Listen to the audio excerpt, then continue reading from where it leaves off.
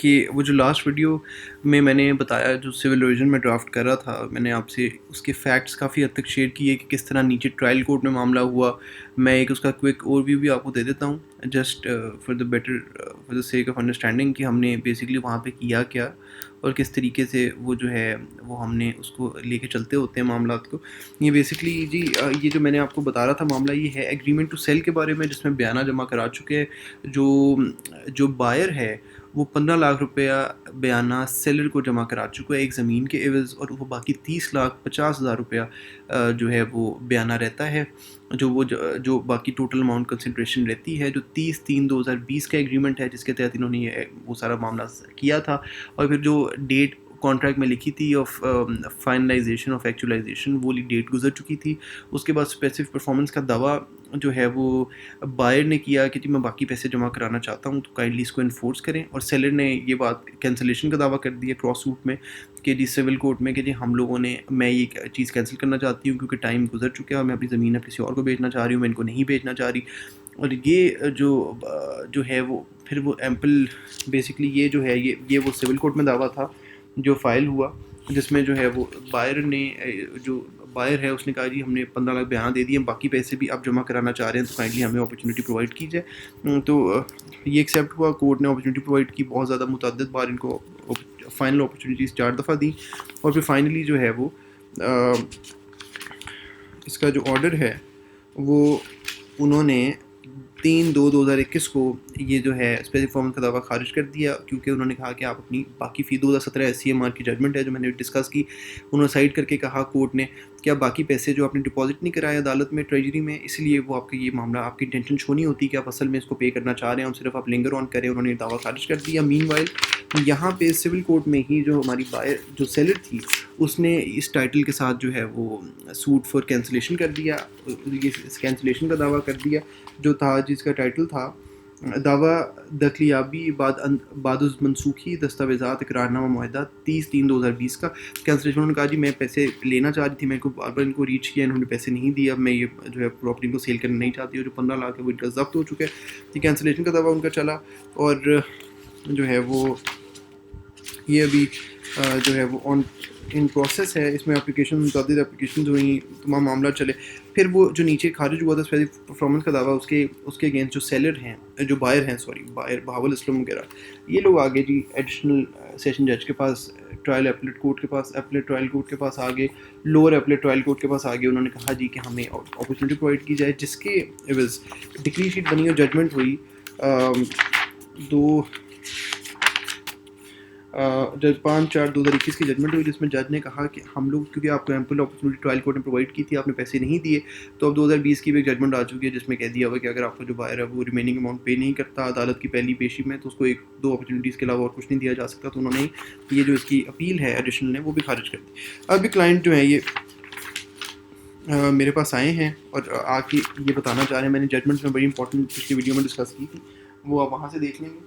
और जो अब जो क्लाइंट्स हैं वो ये चाह रहे हैं बेसिकली कि इसकी सिविल रिवीजन जो है हाई कोर्ट में कर दी जाए, और पैसे उनके पास पड़े हुए जो है बायर के पास बाकी रिमेनिंग अमाउंट 30,50,000 पड़ी है। वो कह रहे हैं हम एक ही अपॉर्चुनिटी में एज इट इज़ जमा कराना चाहते हैं, हमें हाई कोर्ट से टाइम ले दें और हमें परमिशन दिलवा दें रिवीजन की। तो इसमें ऑब्वियसली नीचे अपील थी तो ऊपर रिवीजन बनती है, रिट पिटिशन नहीं बनती। तो रिवीजन मैंने जो है वो ड्राफ्ट की है, जो अभी फाइल करने के लिए एक आध दिन में फाइल करनी है। जब हमें मुसद्दका कॉपियाँ कुछ क्लाइंट से मंगवाई जैसी वो पहुँच जाती हैं तो ये हम डिस्कस कर लेते हैं। ऊपर देखें टाइटल सिविल रिवीजन का, in Lahore high court Lahore civil revision ये है, इसमें मेमो ऑफ पार्टीज़ बनता है। बहावल इस्लाम जो है ये वर्सेस जो है आपका उसका जो है वो ऑब्वियसली वल्दियत है और उसकी जो रहाइश है वो वहाँ पे लिखी हुई है। और फिर उसके बाद नीचे 2 पिटिशनर्स हैं क्योंकि 2 बायर्स थे। ये हुआ नीचे उनका जो सेलर है उसका नाम है रिस्पोंडेंट में, ये रिस्पोंडेंट है। अच्छा, ये नीचे फिर नाम आ गया सिविल डिवीजन अंडर 115 CPC। इसके फैक्ट्स देखें, मैंने आपको बताया अब उसके लिहाज से इसको हमें समझना पड़ेगा।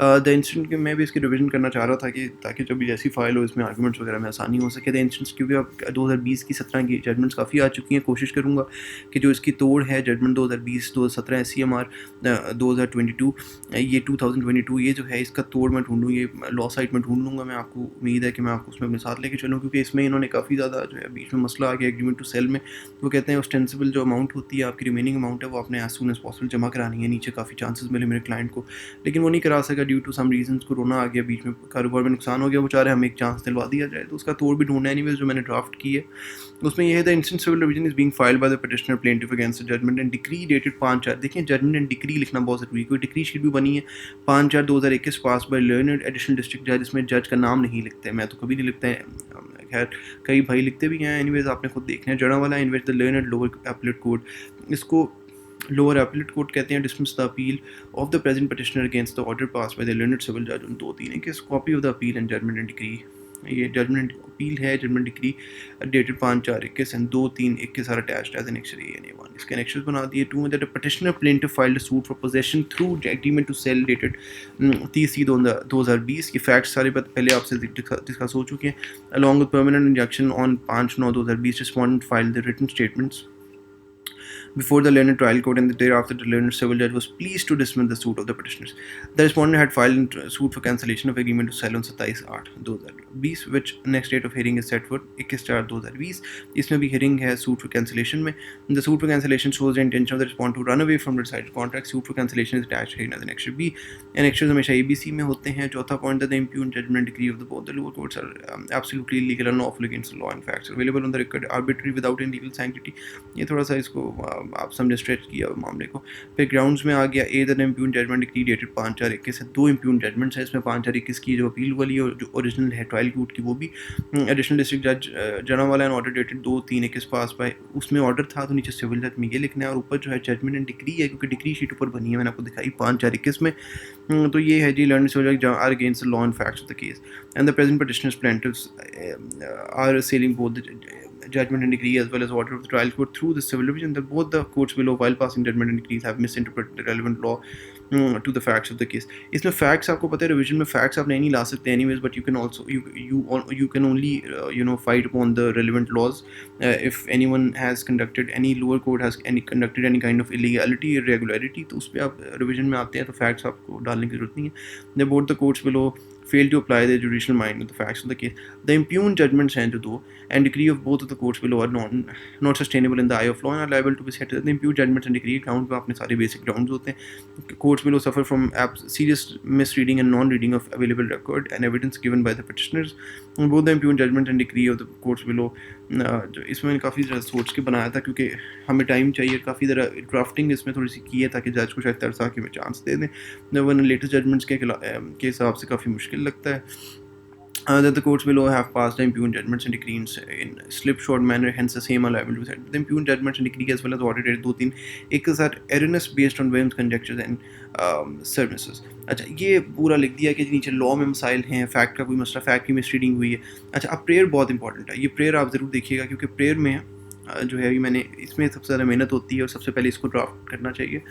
It is therefore respectfully prayed that the instant civil revision of the petitioners plaintiffs may very kindly be accepted and the impugned judgments and decree dated 5/4/21, judgment and decree है क्योंकि डिक्री शीट बनी है और judgement है 5/4/21 में, as well as order dated 2-3/21।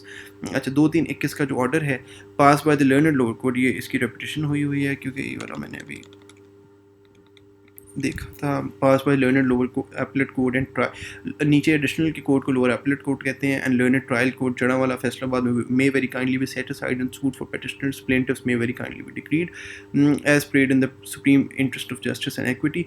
It is further prayed that the operation of the impugned judgment and decree dated 5/4/21 as well as order dated 2-3/21 may very kindly be suspended till the final disposal of the title civil revision. क्योंकि revision में सोच रहा था कि इसकी थोड़ा सा stay की हम जिक्र यहीं पर कर दें क्योंकि कहीं वो जो है वो उसको एलिनेट ना कर दे प्रॉपर्टी को, जो सेलर है तो उसकी हमें अपॉर्चुनिटी देनी है पैसे देने की।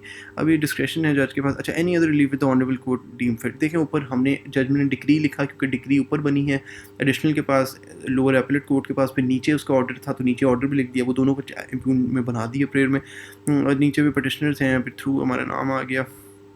हाँ अच्छा जी, इसमें फिर 5/4/21 वो फिर उसके बाद इसके नीचे जो है वो एफिडेविट है जो हमारा पिटिशनर है उसका जैसे होता है, इसकी रजिस्ट्रेशन भी होगी जिस तरह मैंने आपको पहले बताया, ऊपर टिकट लगेगी 5 रुपये वाली। अच्छा इसके बाद नीचे जो है वो सिविल एप्लीकेशन फॉर ये जो है डिस्पेंसेशन की एप्लीकेशन आ गई है कि डिस्पेंसेशन की एप्लीकेशन नीचे नाम है। फिर इसमें सिविल बॉयज़ नंबर में फिर इसमें एफिडेविट आ गया, गजाला दूसरी जो पिटिशनर है उसका भी एफिडेविट आ गया, दोनों पिटिशनर्स का एफिडेविट लाजमी है, अटेस्टेड होना चाहिए। फिर इसमें फिर सस्पेंशन ऑफ ऑपरेशन, ये जो है स्टे एप्लीकेशन मांग ली इधर पिटिशनर्स फाइल कंपनी, इसमें जो है ऑपरेशन जो है हम दोनों जजमेंट्स का हमने मांगा है कि इन दोनों को सस्पेंड कर दिया जाए, दोनों की जजमेंट से डिफरेंट है। मैंने इसमें जो है अभी इसको देखना है कि किस तरीके से देखना मेड बाय द इम्प्यून जो 5-4 इसकी भी प्रेयर होती है। फिर आपकी जो क्योंकि स्टे आप अलग से मांगते हैं, अलग से आपकी प्रेयर होनी चाहिए, तो ये उसकी prayer in view the puff submission made about is most respectfully prayed that the application in hand may very kindly be accepted and the impugned judgments and decree dated 5-4-21 and 2-3-21 may very kindly be suspended till the final disposal of the title civil division any other relief with honourable court deems it. ये इसकी जो stay application भी होगी साथ में। फिर affidavit जो है वो तो ऑब्वियसली स्टे के साथ भी लग गया गजाला का। फिर उसके बाद इंडेक्स ये मैंने बना दी। अच्छा, इंडेक्स में थोड़ी सी अभी करेक्शंस भी होनी है, एनीवेज मैं आपको दिखा दूँ इस तरीके से इसका इंडेक्स बनता है सिविल डिवीजन का। इसमें अर्जेंट फॉर्म भी लगना है definitely, civil division memo of the parties लग गया, फिर एफिडेविट लग गया, एनेक्चर A1 A B हो गया कैंसिलेशन का जो है। फिर उसके बाद उसमें जो उसने लोअर अपीलेट कोर्ट में अपील की है उसकी भी C में लग जाएगा। फिर कॉपी ऑफ इम्प्यून जजमेंट से अटेस्टेड कॉपी सारी लगेंगी जो मुसद्दका मैंने मंगवाई है क्लाइंट से, वो लग के तो इसको इस तरीके से हम फाइल कर देंगे वही हाई कोर्ट में फाइलिंग ब्रांच में जाके। अगर इसमें फिर पहला जो है वो जब एग्रीमेंट होगा तो हम पहले तो स्टे पे डिमांड करेंगे, स्टे मिल जाता है तो नोटिस इशू होंगे, दूसरी पार्टी भी बुलाई जाएगी, वो आएगी, उसके बाद आके जो है वो सारे करेंगे, नोटिस के पैसे जमा कराने पड़ेंगे, फिर इसमें डिसाइड होगा। मैं तो कोई इसमें अथॉरिटीज़ को तगड़ी 2-3 ढूंढनी पड़ेंगी जिसकी बेसिस पे I will be able to get my client another chance to pay the money, क्योंकि काफ़ी ज़्यादा वो नीचे से ख़राब हो चुके हैं। अब ये फिर ऑब्वियसली ये अर्ली हियरिंग की साथ में लगती है, तो ये अर्ली हियरिंग की भी साथ में डाल देंगे ताकि 1-2 दिनों में उसकी बारी आ जाएगी। आजकल वैसे ही रमज़ान में जो है आपको पता है कि मसाइल हैं काफ़ी, जो है वो जज साहबान कम काम करते हैं और कोर्ट से डालते हैं, ज़रा ईजी मोड में होती हैं, टाइम जल्दी ख़त्म हो जाता है। तो ये जो है बीच में काफ़ी जो है ये उसका फिर वो हो गया। अच्छा जी, अब इसमें ये हो गया, तो इसमें मैंने आपको बताया कि तमाम ये आप देख सकते हैं, इसमें अर्ली हियरिंग हो गया, अर्ली हियरिंग भी डन हो गया, इंडेक्स भी हो गया जो शुरू में लगेगा, इसकी बुकलेट बना लूँगा। ये जो है फिर ठीक है, ये भी हो गया सिविल डिवीजन, ये एफिडेविट भी हो गया इसका स्टे का, और ये जो है स्टे मांग लिया, स्टे से ऊपर जो है हमने एफिडेविट एक और हो गया उसकी पिटिशन का, फिर एक और ऊपर डिस्पेंसेशन डाल दी, डिस्पेंसेशन के साथ इसकी जो सीक्वेंस भी सही होने वाला है, फिर एफिडेविट हो गया उसका, फिर ऊपर इसकी प्रेयर है और तमाम ये उसकी पिटिशन आ जाती है। पिटिशन के ऊपर टाइटल इसके जो सब्जेक्ट है वो इस तरीके से इसका सब्जेक्ट ड्राफ्ट हो जाएगा। सब्जेक्ट की ड्राफ्टिंग इस तरीके से 115 CPC सिंपल ड्राफ्टिंग है। इस तरीके से जो है इसकी मैंने सिविल रिविजन ड्राफ्ट की है, और सिविल रिविजन ड्राफ्ट करने का मकसद ये है बेसिकली, अगर आपको मैं बताना चाहूँ कि ये इसकी हार्ड कॉपी पड़ी हुई है, इस तरीके से इसकी सिविल रिविजन ड्राफ्ट हुई है, इसको इधर रख देते हैं। इसमें बेसिकली इशू और मसला और जो फ़ायदा है वो ये है, मैं इसको भी अरेंज कर लूँ साथ साथ, क्योंकि पेजेस जो हैं ये बड़े इंपॉर्टेंट होते हैं, कहीं गुम ना जाए। अच्छा, बेसिकली तो इसमें जी होता ये है सर, इसमें सिविल पिटिशनर और इसमें अभी नाम शाम हो गया। अच्छा जी, इसमें मामला ये है कि देखें नीचे जिस तरह रूटीन में होता है, एग्रीमेंट टू सेल हुआ, बायर ने पैसे दिए, बयाना दिया, 15 लाख 30 लाख 50 हज़ार नहीं दे सका। ऑस्टेंसिबल अमाउंट जो होती है, जो रिमेनिंग अमाउंट है, वो कोर्ट्स की 2020-17 की जजमेंट्स है कि आपने as soon as possible court में जमा करानी है, वो नहीं जमा कराई उसने मुतादिद बार के बारे में, तो उसका सूट और स्पेसिफिक परफॉर्मेंस नीचे से खारिज हो गया, वो अपील में चला गया ऊपर लोअर अपीलेट कोर्ट के पास, एडिशनल डिस्ट्रिक्ट सेशन जड़ावाला के पास, और नीचे दूसरी साइड पे ऑन द अदर हैंड जो सेलर है वो कैंसिलेशन में चली गई, क्योंकि टाइम भी गुजर गया था, उसने कहा कि मैं जब्त कर लूँगी, वो कैंसिलेशन में गई, वो चल रहा है मामला, यहाँ से खारिज हो गया स्पेसिफिक परफॉर्मेंस वाला, फिर वो अपील में गया, अपील भी खारिज होगी, फिर हम रिविजन बना ली अब यहाँ पे। अब इसमें कोई जजमेंट ढूंढ के हम इसमें मैंने आपको ड्राफ्ट भी बताया किस तरीके से मेरे रिविजन का ड्राफ्ट बनता है, तो फिर ये फैक्ट्स को आप माइंड में रख के लॉ बीच में अप्लाई करेंगे, क्योंकि रिविजन लॉ पे चलती है। You can only bring up the matter of law, not the matter of fact. आपने अगर मिस रीडिंग है वो और बात है। तो मैंने आपसे ड्राफ्ट भी शेयर किया, फिर इसको फाइल करके तो इंशाल्लाह 1-2 दिनों में इसको भी करेंगे, और इसमें देखेंगे कि होपफुली अगर जज अपॉर्चुनिटी प्रोवाइड कर दे despite all the latest authorities that are against us, but अगर प्रोवाइड करना चाहे डिस्क्रेशन कोर्ट के पास है तो वील बी हम्बल्ड, और उसमें वो उनको एक अपॉर्चुनिटी प्रोवाइड करवाने की पूरी कोशिश होगी, और इस तरीके से इसको ड्राफ्ट करते हैं। सिविल डिवीजन को मैंने पूरे पिटिशन का भी बताया था पहले, सिविल डिवीजन को भी बताया था, इनके तो ऑपरेटिव बेसिक प्रिंसिपल्स हैं, ये बेसिक डिफरेंसेस हैं, वो मैं आपको थोड़ा सा फिर भी एक बेहतर वे में एक्सप्लेन करूँगा फिर कभी। Thank you.